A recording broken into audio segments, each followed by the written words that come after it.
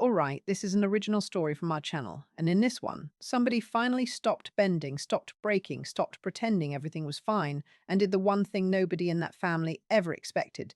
She fought back. Okay, let's get into it. My grandmother grabbed my 6-year-old son by the collar at Thanksgiving dinner and dragged him away from the kids' table. That table is for family children, she said loud enough for 30 relatives to hear. He stumbled into the wall. His plate shattered on the tile. Mashed potatoes and gravy splattered across his new shirt, the one he'd picked out himself that morning because he wanted to look nice for the family he thought loved him. And every single adult in that room, every aunt, every uncle, every cousin old enough to drive, sat there chewing like the turkey was more interesting than a child hitting a wall. I didn't scream. I didn't cry. I walked to the front hallway, grabbed my coat, pulled a manila envelope from the inside pocket, and I dropped it right next to the cranberry sauce. My grandmother read the first line. Her dentures almost fell out. My grandfather knocked over the gravy boat trying to grab it from her hands.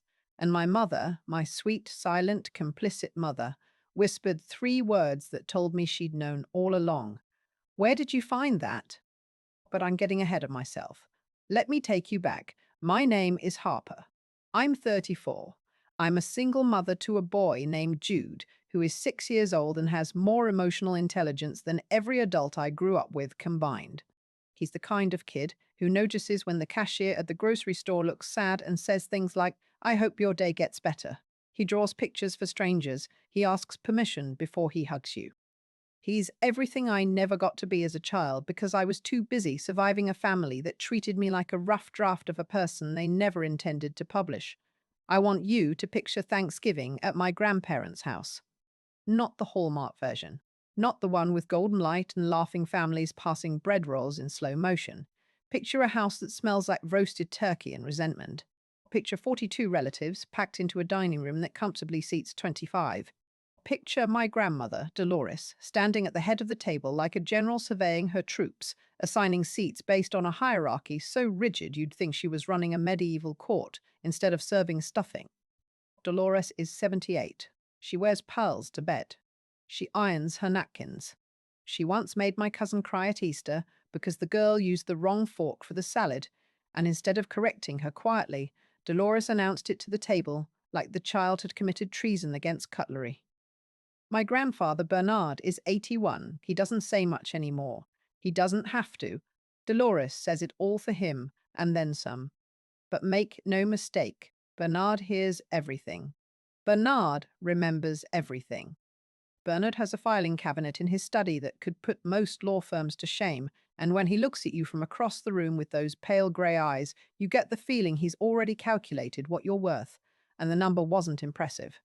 Then there's my mother, Patricia. Trish, the middle child, the one who married a man Dolores never approved of, had me 9 months later and spent the next 3 decades apologizing for both decisions. My father left when I was 4.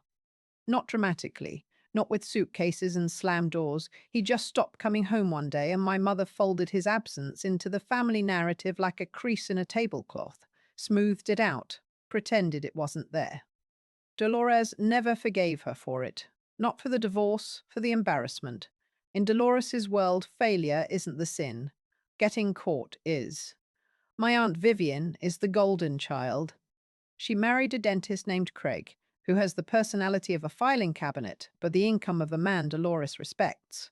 Their kids, Amber and Bryce, are 14 and 11 and have been groomed since birth to be perfect little extensions of the family brand. Amber plays violin, Bryce plays lacrosse. They both play the game, which is the only instrument Dolores actually cares about. And then there's me and Jude, the afterthought, the footnote, the branch of the family tree that Dolores keeps trying to prune. Now, if you're already thinking you know where this is going, I promise you, you don't. Because what I found in that filing cabinet changed everything. But we'll get there. First, you need to understand what Thanksgiving looked like through my eyes, through Jude's eyes, because the shove wasn't the beginning, it was the detonator. The bomb had been built years ago. That morning, I'd driven 2.5 hours to my grandparents' estate. I call it an estate because calling it a house feels dishonest. 6 bedrooms, 4 bathrooms, a wraparound porch, a study lined with mahogany bookshelves, and a kitchen bigger than my entire apartment. My grandparents bought it decades ago when property was cheaper and ambition was louder. They paid it off. They'd filled it with antiques. They'd made it the family headquarters, the place where all decisions were made, all rankings were assigned, all worth was measured. Jude was excited in the car. He'd made a turkey out of construction paper and pipe cleaners at school. He wanted to give it to Grandma Dolores. He called her Grandma Dolores because I'd never had the heart to tell him she preferred he didn't call her Grandma at all. She'd said it to me once, casually, like she was correcting a typo. He can call me Mrs. Bernard, she'd suggested. It's more appropriate. He was 3 at the time. I smiled. I swallowed. I kept driving. When we arrived, the house was already buzzing. Cousins everywhere, kids running through the yard, Aunt Vivian's SUV parked in the prime spot by the front door, which of course it was. Craig was on the porch nursing a beer he didn't seem to enjoy, looking like a man who'd been told to relax and had no idea how. My mother met us at the side entrance because, apparently, the front door was for arrivals that mattered. She hugged Jude too tight and whispered to me, "Just be easy today. Be easy." That's the family motto. Not be happy, not be honest. Be easy, be small, be digestible. Don't give Dolores a reason. Inside, the house smelled like sage and hierarchy. The long table was already set. China I wasn't allowed to touch as a child, crystal glasses that cost more than my monthly grocery budget, and place cards. Little ivory cards with names written in Dolores's handwriting, careful and deliberate, like even seating was a form of control. I found mine immediately. End of the table, near the kitchen door, next to a cousin I'd spoken to maybe 3 times in my life. Jude's card was at the kids' table, which was fine, normal, expected. Amber and Bryce were there, a few younger cousins, space for 6. Jude found his name and beamed. He set his construction paper turkey next to his plate like a centerpiece. He was so proud of that bird. It had googly eyes and one of the pipe cleaner feathers was already falling off. He fixed it carefully, like it was alive, like it mattered. And you know what? If you're enjoying this story so far and you want to hear how Dolores's entire empire crumbled because she pushed the wrong kid, tap that subscribe button right now. Leave a comment telling me what you would have done at that table, because what happened next, I still can't believe I actually did it. Dinner started the way it always started. Dolores stood and delivered a speech about gratitude that somehow doubled as a performance review of everyone in the room. She thanked God for health. She thanked Bernard for providing. She thanked Vivian for being such a wonderful mother. She thanked Craig for his generous donation to the church renovation fund, which was news to Craig based on his expression. She thanked the food for existing. She did not thank my mother. She did not acknowledge me. She did not mention Jude. My mother stared at her plate like it contained the secrets of the universe.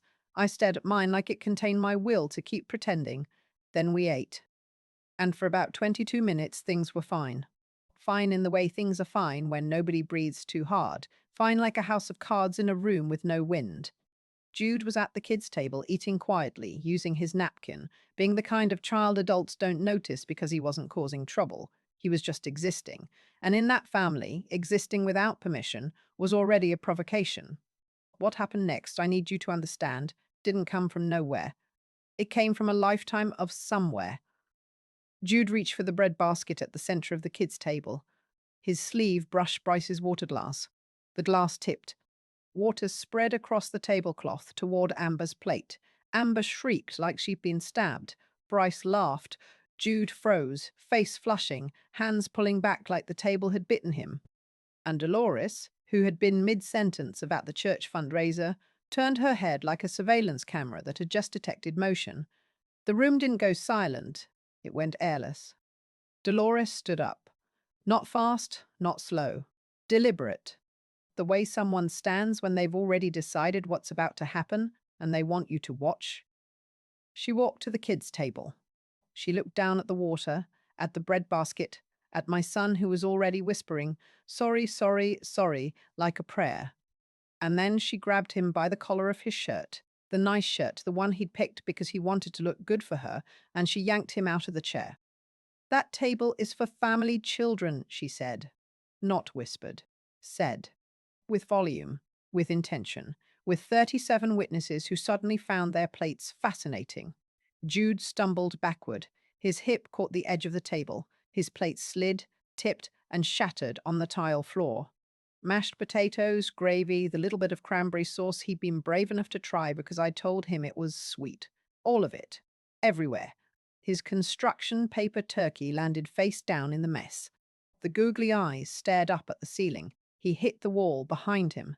Not hard enough to bruise, but hard enough that his back made a sound against the dry wall that I will hear for the rest of my life. He looked at me, not crying, not yet. Just looking, the way a child looks at a parent when the world has stopped making sense and they need you to explain it, to fix it, to prove that adults aren't all like this. Now let me tell you what didn't happen. Nobody stood up. Nobody said a word. Vivian looked at Craig. Craig looked at his beer. My mother closed her eyes like she was making a wish. Amber inspected her plate for water damage. Bryce picked up his fork and kept eating. I stood up so fast my chair scraped the heartwood and left a mark I hope is still there. I crossed the room in 4 steps and I knelt beside my son. His lip was trembling. His hands were shaking. He whispered, "I spilled, Mama," like it was his fault, like he'd earned it. I pulled him into me and said the only thing that mattered. "You are safe. I'm here. This is not your fault." Then I stood up, and the room shifted because people who've been playing small their whole lives have a frequency.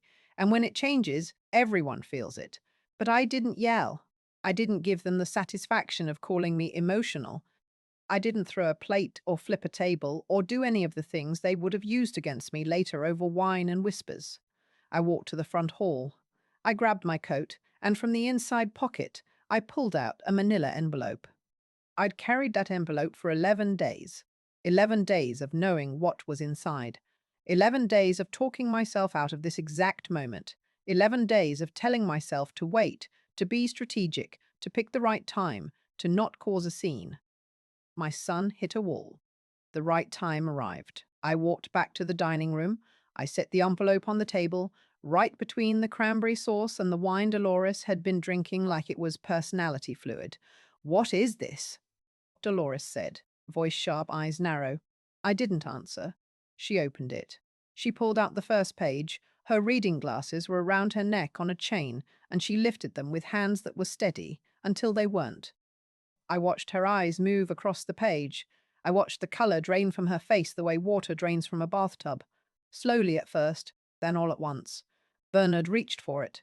She pulled it away. He reached again. She let him have it because her fingers had stopped working. My mother leaned forward. "What is it?" she asked, voice thin, already knowing the answer was going to cost her something.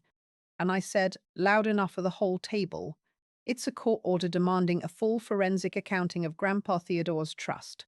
My grandfather Theodore. Bernard's father. The man who built everything. The man who died 11 years ago and left a trust that was supposed to provide for all his grandchildren. Every single one." The silence after that sentence wasn't the kind where people are thinking. It was the kind where people are calculating. You could practically hear the math happening behind their eyes.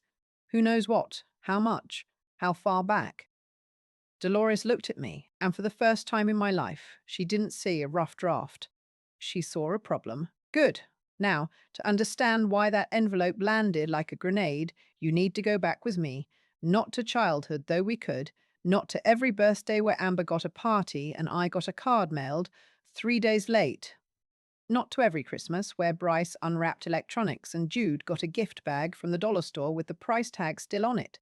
You need to go back 3 weeks to the night I was never supposed to be in Nat's study.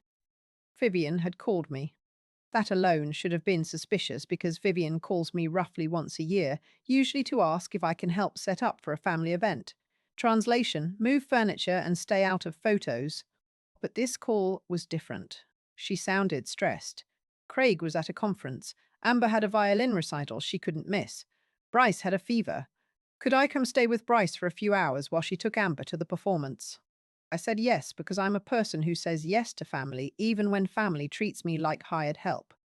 Also because Bryce, for all his lacrosse bro energy, is actually a decent kid when his mother isn't coaching him on who matters.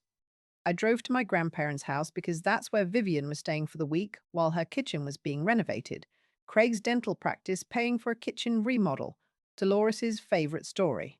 Bryce was on the couch watching cartoons, temperature of 99.2, which is barely a fever, but Vivian treats it like a medical emergency because Vivian treats everything about her children like it's headline news. Vivian left. The house was quiet. Bryce fell asleep in 20 minutes. I wandered the way you wander in a house that never felt like yours, touching door frames, reading spines of books you weren't allowed to open, standing in rooms that smelled like someone else's childhood. I ended up in Bernard's study. Not on purpose, not with a plan. I was looking for a bathroom, took a wrong turn, and there it was. Door open, desk lamp on, filing cabinet unlocked. I should have walked away.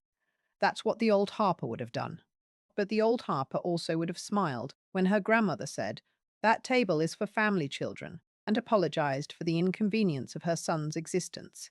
The old Harper was dead. She just didn't know it yet.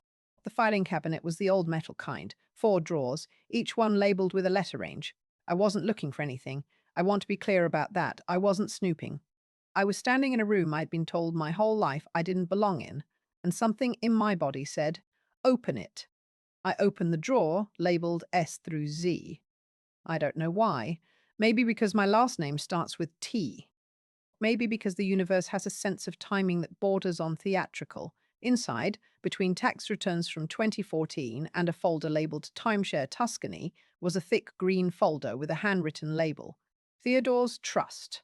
Distribution records. My hands went cold, not metaphorically. Physiologically, my fingers tingled, my breath got shallow. I pulled the folder out and opened it on the desk, and what I saw in the next 4 minutes dismantled every lie I'd ever been told about my place in that family. The trust document was on top. Theodore Mitchell Harper, grantor. Established the year I was born, actually, which felt like a coincidence until I read further and realized it wasn't. Theodore had set it up specifically because I'd been born, his first grandchild.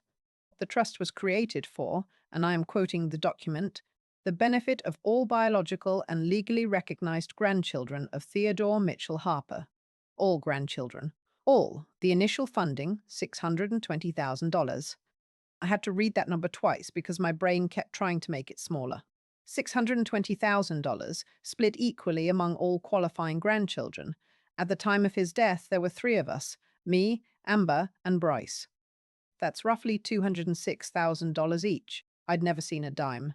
I turned the page, distribution records, column after column of withdrawals, transfers, approvals, every single one signed by Bernard as trustee and co-signed by Dolores as successor trustee. A distribution of $85,000 to Vivian Craig's dental practice startup costs, labeled as Amber's educational advancement. A distribution of $42,000 for a family vacation to Italy that I was not invited to, labeled as cultural enrichment for beneficiaries, plural. They used plural to make it sound like I was included. I was in my apartment eating ramen and wondering why my mother hadn't called me back. A distribution of $110,000 for Amber and Bryce's private school tuition over 3 years. 3 years of tuition that Vivian told the family Craig was paying for out of pocket. 3 years of Dolores bragging about what a provider Craig was when it was Theodore's money the entire time. And then the one that made my vision blur. A distribution of $73,000 labeled as household support and beneficiary care, dated the exact month I'd called my mother begging for help. Jude was 2. I'd lost my job. My landlord was threatening eviction. I'd swallowed every ounce of pride I had and called my mother crying and asked if there was anything at all that the family could help with. My mother had said, "There's nothing, sweetheart. We're all stretched thin." That same month, Vivian had renovated her bathroom. $73,000 for subway tile and a rain shower head, while my son and I slept on a friend's couch. I took photos of everything. Every page. Every signature. Every number. My hands were shaking so badly half the photos were blurred. I took them again. I got it right. I put the folder back. I closed the drawer. I walked to the kitchen and made myself a glass of water and drank it standing up because I didn't trust my legs to carry me to a chair. Bryce woke up and asked for juice. I gave it to him, with steady hands and a voice that sounded like mine, but couldn't have been because the woman I was an hour ago would never have survived what the woman I became was about to do. The next morning, I walked into the office of a trust litigation attorney named Grace Okonkwo. She had salt and pepper braids and a handshake that meant business, and an office that smelled like lavender and lawsuits. I showed her the photos. She studied them for less than 2 minutes before she looked up and said 5 words that rewired my entire nervous system. They breached their fiduciary duty. I didn't know what fiduciary meant until that week. Now it's my favorite word. It means they had a legal obligation to manage that money for me, and instead, they spent it on bathroom tiles and Italian vacations, and the illusion that I didn't exist. Grace moved fast. Petition filed. Emergency preservation order requested. Full forensic accounting demanded. The court date was set for 3 weeks after Thanksgiving, but I had the papers served early because Grace told me I could choose the method and timing of service, and I chose the Thanksgiving table because I am my grandfather Theodore's granddaughter, and apparently we both believe in making a point. So now you're caught up. Now you understand why Dolores went pale, why Bernard grabbed for the envelope like it was going to bite him, why my mother whispered, "Where did you find that?" instead of, "What are you talking about?" because she knew. They all knew. They'd known for years. The car ride home was the longest silence of my life. Jude sat in the back seat holding his ruined shirt in his lap, the one with the gravy stain, the one with the memories soaked in. He didn't say anything for the first 30 minutes. I kept checking the rearview mirror, watching his face, trying to gauge the damage. Then he said very quietly, "Mama and my family." I pulled over. I turned around in my seat. I looked at my son, this beautiful, thoughtful, brave, gentle boy who apologized for spilling water and got thrown into a wall for it, and I said, "You are my family. You are my whole family, and nobody gets to tell you otherwise. Not today, not ever." He nodded. Then he said, "Can we get nuggets?" 6-year-olds, man, they'll break your heart and then ask for fast food, and somehow both things are exactly right. We got nuggets, we got extra sauce, we went home. I ran him a bath. I put a bandage on the scrape on his elbow that I hadn't noticed at the table because I was too busy detonating my family's lies. I read him a story. I tucked him in. I kissed his forehead. And then I went to the kitchen and I sat down and I shook for 45 minutes straight. My phone had been vibrating non-stop since we left. I finally looked. 17 missed calls, 23 texts. One voicemail from Dolores that I played on speaker because I wanted to hear the fear. "Harper, you listen to me," her voice said, tight, clipped. The voice of a woman who has controlled every room she's entered for 78 years and just realized this room has no doors. "Whatever you think you know, you're wrong. That money was used for family purposes. Your grandfather would be ashamed of you. Call me back immediately." I saved the voicemail. Not because I needed it emotionally, because Grace told me to save everything. My mother's text was shorter. "Please don't do this." Vivian's text was longer and angrier. "You had no right to go through that office. You're a guest in that house. You've always been a guest. Don't forget that." A guest. 34 years in this family, and she called me a guest. The accuracy was devastating. I didn't respond to any of them. Grace had told me, "From this moment on, everything goes through me. You don't explain, you don't argue, you don't defend, you let the paper do the talking." Over the next week, the family mounted their defense, not a legal defense, a social one, because in families like mine, court is secondary. The real battlefield is reputation. Vivian posted on social media a photo of the Thanksgiving table, beautifully lit, captioned, "Grateful for family who sticks together through everything." The subtext was a sledgehammer. Dolores called every relative in the extended network. I know this because 3 cousins texted me variations of, "What's going on? Grandma says you're suing the family." One aunt left me a voicemail calling me ungrateful. One uncle sent a 2-paragraph email about loyalty that read like a hostage negotiation. Nobody asked about Jude. Nobody asked if he was okay. Nobody asked about the wall. And here's where I need to tell you something about my mother, because what she did next is the thing I still can't fully process. 2 days after Thanksgiving, she showed up at my apartment. No warning. No call. She just appeared. standing in the hallway with a casserole dish like food could fix what she'd broken. I let her in because I still had the disease. The one where you open the door for people who've proven they'll hurt you because somewhere inside, you're still the child who believes this time will be different. She sat at my kitchen table. She put the casserole down. She folded her hands and said, "You need to drop this. Not, 'I'm sorry.' Not, 'Is Jude okay?' Not, 'I should have stood up.' You need to drop this." I said nothing. She continued, "Your grandmother is distraught. Bernard's blood pressure. Vivian is talking about countershoeing. This is tearing the family apart." I let her finish. Then I asked one question. "Did you know about the trust?" Her eyes dropped to the table. That was the answer. The drop, the look away, the swallow. She knew. "How long?" I asked. "Harper." "How long, Mum?" She pressed her lips together. "Since your grandfather died. 11 years." 11 years she watched her own daughter struggle, watched her grandson grow up in a one-bedroom apartment, watched me work 2 jobs and skip meals and choose between groceries and gas, and she knew there was money. She knew it was money. She knew it was being spent on other people's children while hers went without. I pointed at the door. I didn't trust myself to speak words that wouldn't become weapons. She stood up. She picked up the casserole. She paused at the door and said, "You're going to regret this." I said, "I already regret 34 years of trusting you. What's one more thing?" She left. The casserole left with her. That's fine. I didn't want whatever was in it. Knowing my mother, it was guilt wrapped in aluminum foil and baked at 350 for an hour. The first hearing was in January. Cold courtroom, fluorescent lights. Bernard and Dolores sat on one side with their attorney, a man named Garrett Price, who wore a suit that cost more than my car.